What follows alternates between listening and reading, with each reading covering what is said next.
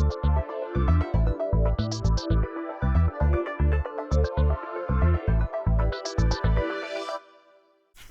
there, and welcome to Get Out of the Couch, the podcast for anyone who's spent a little or a lot of time lying down, whether it's on your sofa, in bed, or even on that famous psychologist's couch. I'm Anna Svenvik, and trust me, I've been there. 4.5 years of long COVID had me glued to my couch, but this is the place where we stop lying down and start leveling up. If you're ready to shake off the dust, set big goals, and create real change in your life, then you're in the right place, my friend.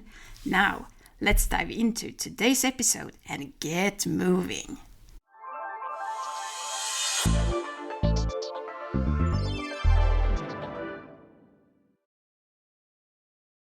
Welcome back to Get Out of the Couch.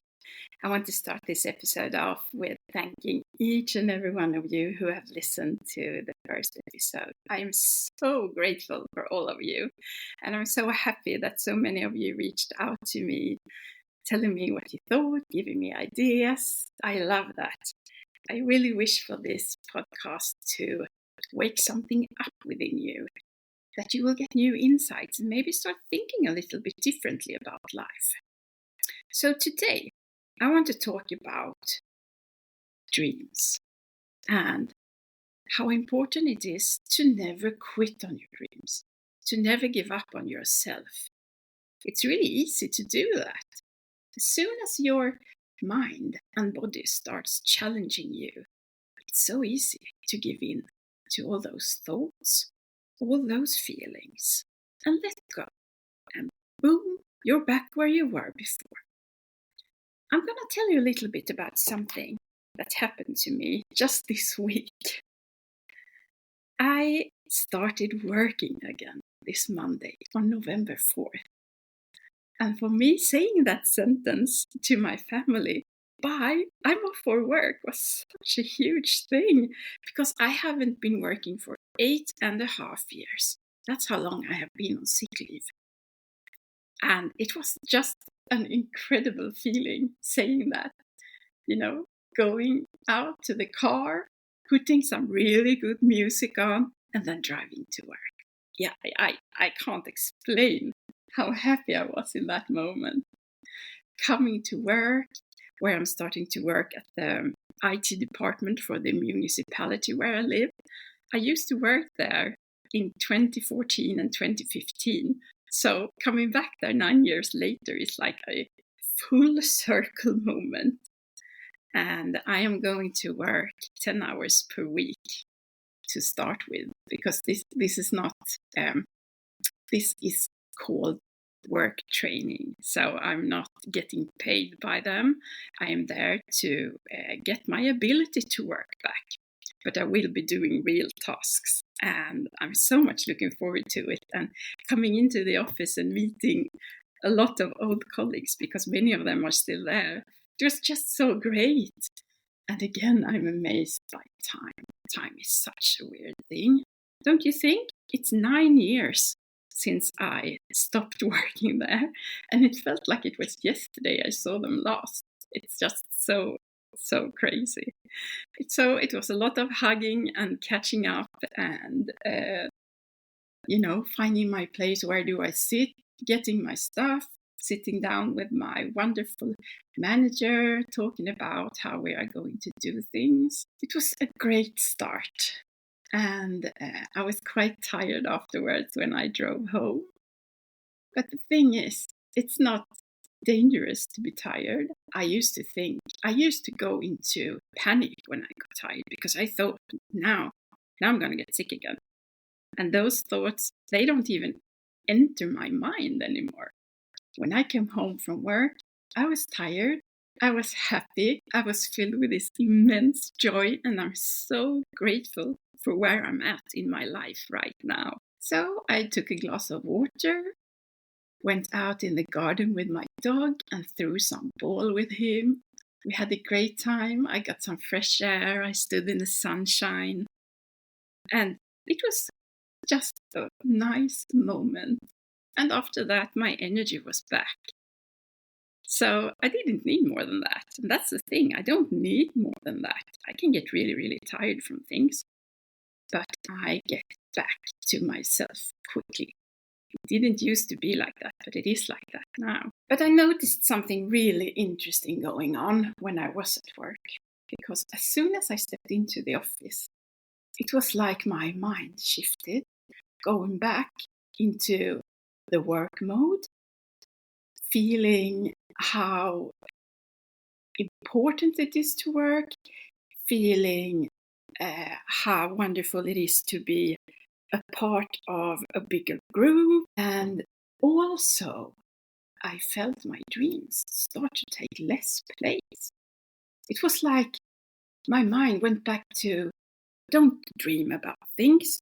You should only be working. And when you are working, you don't have dreams and goals for yourself. You only think about your work.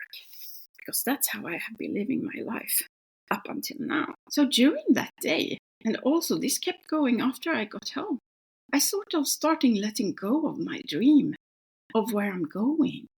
And I started thinking, maybe it's not the right thing. Maybe I shouldn't create a second episode of a podcast. Maybe the podcast is just a silly thing. Maybe I shouldn't have that as a goal. Maybe I should not focus on sharing my experiences. Maybe I should just work. And the more the day went, this thought grew stronger. And I started feeling that my dreams and visions, all of them, I started feeling that they're not important anymore. I'm going to work now, and my goal is to start working. I'm going to get a 9-to-5 job and work, and not do the other part. And then I started thinking, what's going on? I can't let go of my dream. And the funny thing is that when you start questioning yourself, it's so easy to listen, because you are used to listening to all those thoughts that tell you to go back to where you were, to tell you to go back to that person you used to be, and not stay in the new self, in your new wants, in your new desires, in your new expectations of life. Because it's so much easier to go back to what it was like, instead of staying in your dream, living your vision, living life as if your vision is already here now. So of course, I started changing my mind. I started thinking about my goals again. I started thinking about what I want to do. And I realized, well, I don't have to choose one or the other, because I will always love working. That's the thing. I love working. I love being part of a team. I love, like when you work for the municipality, you provide for where you live. You help people get a better life here locally. And I love that. So I'm so happy to be back at work, getting to do that again. But I'm also going to stick with my dream, because I don't have to choose. I can have both, or it can be either one. But right now, I don't have to choose. I will just go with it. And in the evening on Monday, our daughter at 10 in the evening started feeling really, really ill. She got this terrible stomach pain and started feeling nausea. And in 40 minutes, her temperature rose with 2 degrees in Celsius. That is from 37 to 39 degrees. I don't know the Fahrenheit measurement. But her fever went up, and it went up really quickly. And stomach, nausea, and fever is not a good combination. It can be several things. So I called the hospital and asked them what to do. And they said that we had to go to the emergency room and see a doctor. So at 12 p.m., I went with her to the hospital, and we got checked in at the ER.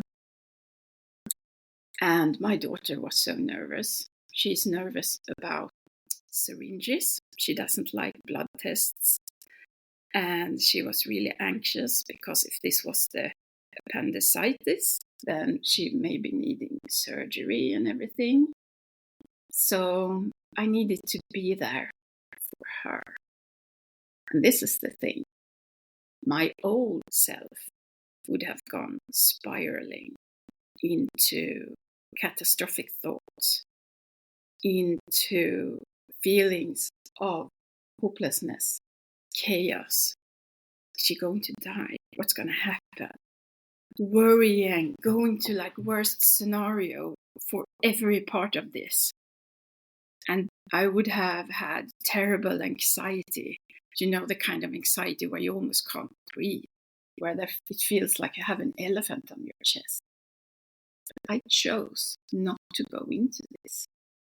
I felt my thoughts starting. I felt my body starting, but I chose to not let this happen. So I chose different thoughts. I turned to belief and faith in everything will change, will work out fine. There is no real worry. There is nothing serious really going on here. And she will be fine. What I wanted to focus on was being there for Ebba, emotionally support her in a really, really difficult situation for her. She was very weak. She had all these pains and things going on, all of her worries. And the old Anna would not have been able to support her in the same way as I could now. Because now I could sit there without worries, without going into catastrophic thoughts, just being in the moment, dealing with what came up in the moment. And that was so huge for me, because the experience of going to the hospital was so different. I could help Ebba with her thoughts. We could discuss things when she had a little bit of time where she was feeling better. We could talk about something and laugh about something, and it didn't have to be this dead serious. Of course, she was sad from time to time, and this was really hard. And at 3:30 in the morning, we were admitted to a surgical ward because they wanted to do some more observations and testings, and they wanted to do an ultrasound the next day to see if it was the appendicitis or what it was. So we were admitted to the hospital, and we got this own room with 2 beds, which was good, and it was really hard to sleep. And I noticed that my daughter really needed my confirmation that everything is all right, that we are fine. We lay there and she fell asleep, and every 10 minutes she woke up and looked at me. She needed the support to know that I was there for her and that she was safe. So I noticed that she turned around, she looked at me, I looked at her, and I smiled. And when she saw my smile, she could turn around and go back to sleep. And it went on like this all the time. And then, of course, the nurses came in all the time, checking her vitals. She had this IV fluid going on, and they took blood tests and checked a lot of things. The thing is that my new way of meeting all these thoughts and feelings and moving beyond them, one of the things I love to do most is to study. So what I did, because I couldn't sleep, I tried. But since I noticed this pattern in my daughter, that she really needed my confirmation, like every 10 minutes, it wasn't possible for me to sleep. So instead of going into thoughts of like, oh, this is so hard, this is so tough, why is this for me, why do I have to do blah, blah, blah, I started listening to podcasts with thought leaders that I really admire, whose work I have taken to my heart. So I had one earbud in my ear, and I lay there listening to that. So I started studying and learning and growing, even in the hospital ward. You see, you don't need a special place to learn stuff. You don't need a special time to learn stuff. You can study wherever you are. There is so much available online that you can listen to And that's actually my preferred way of studying. That's listening to things. So I don't know how many podcasts I got to listen to, but it was a lot. And it really expanded my mind. And it also made me even more certain about the fact that I am on the right path. I'm not going to give up on my dream, on sharing all these things with you, because I think it's important. I think it's important for people to know that there is another way of living. I think many of us are very stuck in our minds and in our bodies with our feelings. And there is a way out of this. And this clearly is such an example of that for me, because my old self would have had a totally different experience in that hospital. I was just in the moment, and when I noticed worrying thoughts, I chose other thoughts. When I noticed that my feelings were getting tense, when I felt tension, or I started questioning something, or I started, feeling this anxiety coming, I did something. I stood up from the bed, I walked around in the room to move my body. You can do a silent laugh where you just smile big to yourself to feel that feeling that, yeah, life is good. It's okay. I'm in charge of this situation. Then you can really, really choose how to live in the moment. So there was a lot of stuff going on, and Ebba got that ultrasound, and they couldn't see the appendix because it was hidden behind some gas in the stomach, so they couldn't really make sure what was wrong. And apparently you can have some inflammation in some glands in the stomach. I'm not a doctor, so I can't explain this, but the symptoms of that gland inflammation is very similar to appendicitis, so that's why they wanted us to go to the hospital. Anyway, we got to go home, and in the late afternoon, the day after. And also what happened during the night, I had to send an email to my manager because I had started working. So I had been to work for one day, and then I had to write to her and say, sorry, I'm not coming to the office tomorrow because I'm at the hospital with my child. And my old self would have felt so bad about that. I would have bashed out on myself completely over that. But I didn't. I just told her how things are. I mean, what can you do? When your child is ill, you have to go there. But my old self would not have stopped there. My mind would have gone spiraling to all these thoughts about what will they think about me now at work? What will they say? She was here for one day and then she didn't come. What does that mean? Is she not a trustworthy person? All this stuff.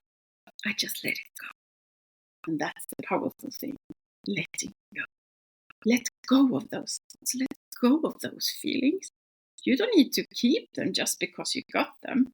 You can't decide what enters your mind, but you can definitely decide what to keep there and what to focus on. Anyway, we came home in the afternoon, and in the evening I checked my emails, and I had received an email from the team of Dean Graziosi and Tony Robbins. I don't know if you know who they are, but Tony Robbins is a really huge thought leader, and I have been following him for years, and I love his work.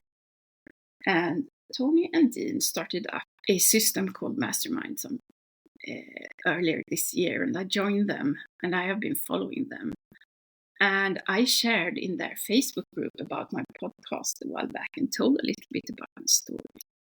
And now their team reached out to me and asked me to create a video and send to them about my story because they felt it inspirational and thought that it could be an inspiration to others. And I know that this is probably something they do with everyone whose stories they think can be useful in their advertising and so on. So I know I'm not that special. But getting that email for me was a confirmation that, yes, I am on the right path. I really should be doing this too. It's not going to be work or this personal growth journey that I'm on. It's going to be both. And I don't have to choose. So all those thoughts about me giving up, they were totally gone 24 hours later. And here I am recording my second episode of the podcast, and it feels so great. Yeah, keep believing in yourself and don't quit on your dreams. You will always get these small confirmations showing you that you are on the right path. And you will also always be challenged to let go and go back to who you were. Because the fear you feel of changing can be massive. It can be really, really massive. I also wanted to share something that happened to me this last month. And my daughter and we had bought this new sort of home manicure machine where you can fix your nails with gel nail polish. And we were sitting there having fun. And she asked me if she could record it and make a TikTok video. She has got a private account, so it was only for her friends. And that set something off within me. I started feeling this intense shame of myself, of who I am, of how I look, my physical appearance, about the way I sound. Everything. I just started feeling this intense shame. So first I said, no, you can't. And then this new me is when my body and mind is signaling no, then I say yes. Because I want to challenge myself. All the time I want to challenge myself. I will turn every no that comes from my body into a yes. Because that's how I grow. So I said to her, okay, you can record this. And the thing is that I was in this sort of energy spike. I get this. I have had this all my life. And 2 years ago, I was diagnosed with ADHD. And now I understand what this is. It's like my dopamine level going through the roof. And it happens now and then, and it always has. And when I was a child, growing up, being an adolescent, or even in my adult life, people have told me that you are too much. You should be more quiet. Don't take up so much space. You are making too much noise. Keep yourself down. Tone yourself down. This is not good. Like when I was an adult even and started going to parties, even if I was the driver that night, people would ask me if I was really drunk or if I had taken drugs. I've never taken drugs in my life.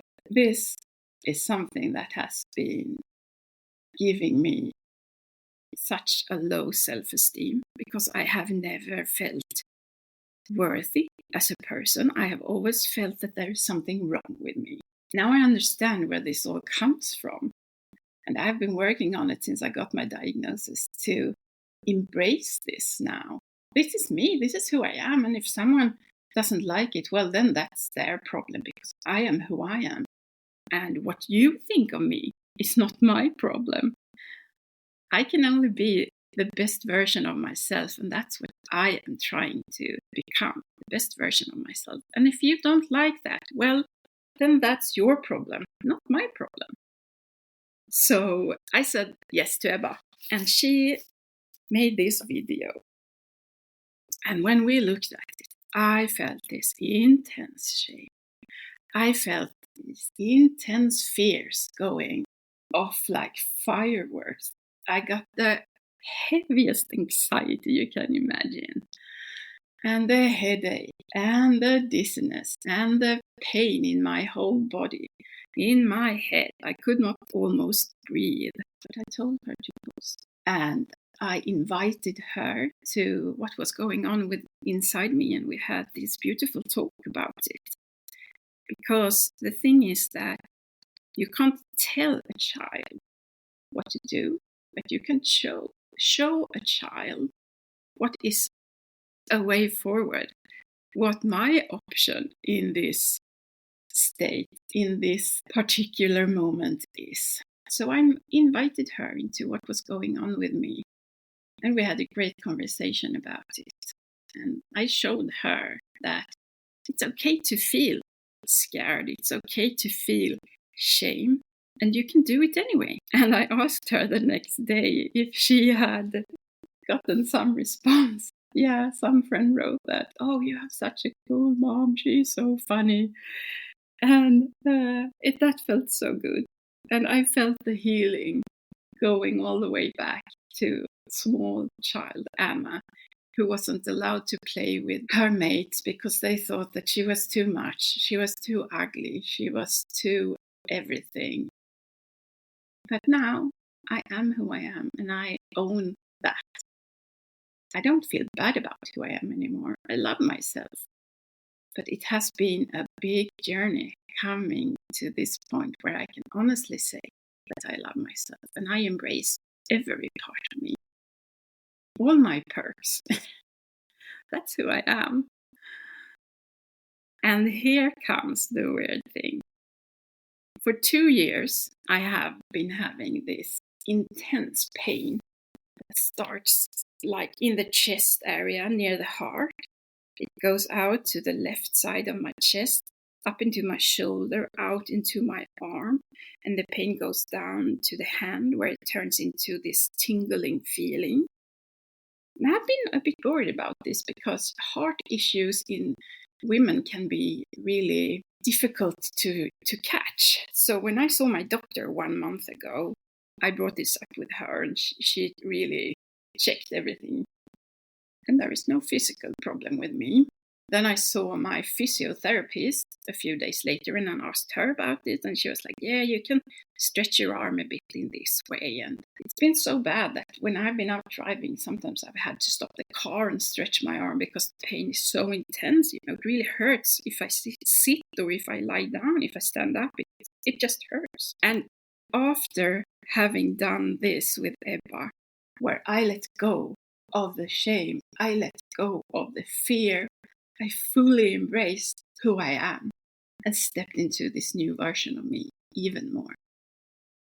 The next day, this pain was gone. It was gone. And it hasn't come back. I mean, that's amazing. And that is the power of letting go. When you go into your new self and break those patterns, the patterns that you might have had since you were a child or since your adolescence or young adult. When you break those patterns and step into your new self, things are going to change in so many ways. And October for me was maybe the biggest emotional healing time of my life. I stepped into my new self in an even deeper way than before. I traveled to my parents, whom I haven't visited on my own since before my children were born, because we have been there with the family every time. But now, when I can travel again, because I haven't been able to for a long time since I haven't been able to walk, I can travel. So I took the bus. It took me 10 hours to get to them. And I was there for 4 nights, and it was the best time.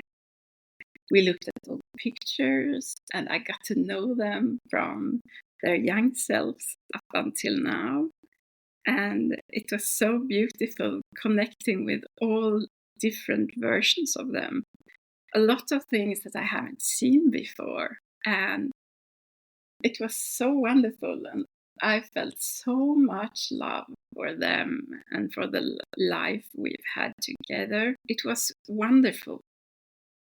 And if you, like me, have aging parents, don't miss out on the opportunity of connecting with them, getting to know them on a deep level. Because who knows, one day, this is hard to say, one day it will be too late. And you never know when that time is. So for me, I felt that I had to do this journey. It was so important for me, getting the time to speak to them and connecting to them on a deep emotional level. I love my parents so much. It was wonderful being there with them. And then I come home, and my father's oldest brother, his wife, passed away. So the week after I visited my parents, there was going to be a funeral for her. And I couldn't think of a way to participate because they live far away and it's really difficult to get there.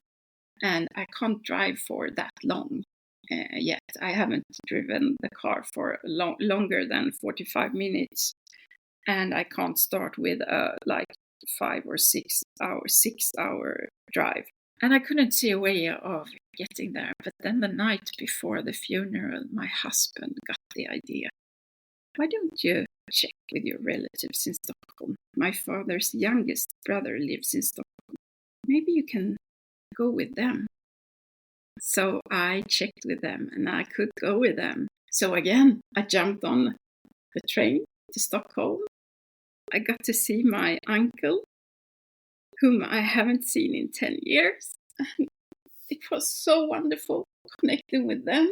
I got to spend the night with them at their house. A house where I have spent so much time since I was a little child because they have always lived in that house. And the next day I got to see my cousins. The 4 of them and me, we drove together to the funeral. And that car ride was filled with so much laughter and love, and it was a wonderful time. And when we came to the church, we went for a walk around the church, and my grandfather and grandmother are buried there, and I haven't seen their burial place since my grandmother died in 1989. So it was very nice being able to walk around there, saying hello to them. And then there was the funeral. And for me, this was not just hard because we lost someone in the family. It was also very hard because it was a big realization that time has passed so quickly when I was ill. You know, I've been ill for so long and I haven't been able to see anyone for such a long time. And now I see them, and they are also old now. I missed out on almost 10 years. And I realized that maybe this is the last time I see my father with his brothers together, because they are 82, 84, and 89 years old. And that was tough. And I think that's the thing with funerals, right? It's this feeling of loss and sadness and letting someone go. But it's also so much love because you are there with your family, your loved ones. It's a weird thing with funerals where you go from being so sad to feeling the joy, celebrating the life someone has lived and meeting your family. And my sister was there too, and it was so wonderful to see her. We live very far away from each other. So it was great to see her too. And we sat, my sister and I, and our 2 cousins, we sat together at the table at the reception afterwards and just talked and laughed. And it was so wonderful. And I'm so grateful that I could do this, because it wouldn't have been possible even 3 months ago. But now it is. So it was a wonderful thing. And then we went back, and the day after I went into Stockholm to get my bus home, and I had 2 hours before the bus was going to leave. So I walked again into the old town. And the old town in Stockholm is such a beautiful place. And I walked there as my new self. And all of a sudden, I realized that I wasn't going around thinking about what other people would think about me. That's the thing. I have been so stuck in my mind for my whole life that I have only been thinking about how I look, how I sound. Do I present myself in the best way? What are other people thinking about me? This time, I just walked there in the sunshine, being so happy and grateful and joyful, looking at these buildings, taking pictures like any other tourist in the old town. And I was having the best time. And I was doing this on my own. I didn't have any company. And that's also a new thing, being able to be with myself, feeling good in my own company. So I went for lunch in a restaurant there. And for the first time of my life, I could sit and have lunch without looking at my phone. How about that? When did you have lunch or coffee or anything on your own, in a restaurant or a coffee shop, without having your eyes on your phone? I wasn't doing that. I was looking at people, exchanging smiles with people, and it was just so wonderful. It's like we really need to get out of our phones and into our lives more. When someone says that they don't have time to do this or that, my answer is always, well, there is always time, because all of us put a huge amount of time on our phones. And if we don't do that, we have time. So it's a matter of priority. It's not a matter of time. So I had the best time there in Stockholm on my own, and it was so wonderful being able to do these things again. So how am I going to tie this all together? Well, I think if you ever question yourself, you question your way forward, just know that it's your mind, it's your body trying to keep you in the patterns that you've had since you were little or since your young adulthood. This is something that is so deeply ingrained in you that it will always happen. It's not something that stops just because you start working on it. You will always be challenged for the rest of your life. And every time you go back, you return to your vision, you return to your goals, you return to your dream. You return to the person you want to be, not the person you were, the person you are now, the person you choose to be. And you stay there and don't let the outer circumstances dictate how you feel or how you think. Because you will always be challenged. When you feel something fearful, when you feel that dread about something, do it anyway. It's not dangerous to have anxiety. It's not dangerous to feel worried.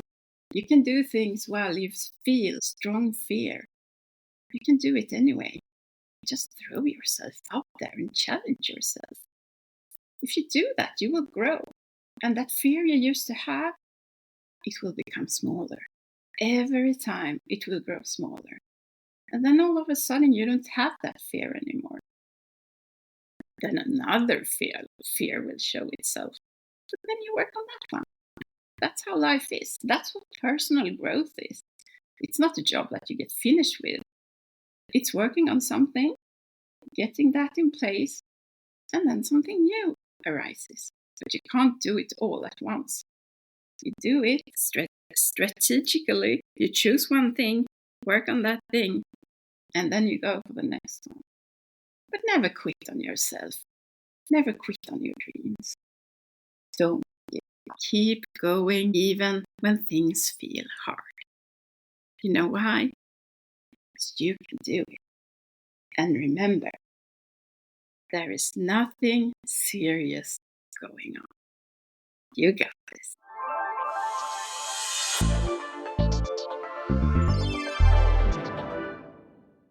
And that's a wrap for today's episode of Get Out of the Couch. I hope you're feeling a bit inspired to get up and take some action. If you enjoyed this episode, hit the subscribe button so you don't miss out on what's coming next. And hey, help me spread the love. Share this podcast with friends, family, or even that person lying on the couch next to you. Let's inspire more people to jump off their couches and start growing. You can also connect with me on Instagram at Coach Anna Svenvik. I'd love to hear your thoughts on this episode. And if you enjoyed it, please rate the podcast. It makes a huge difference. Just in case no one told you today, you are amazing. And I love you. Until next time, keep moving and keep growing.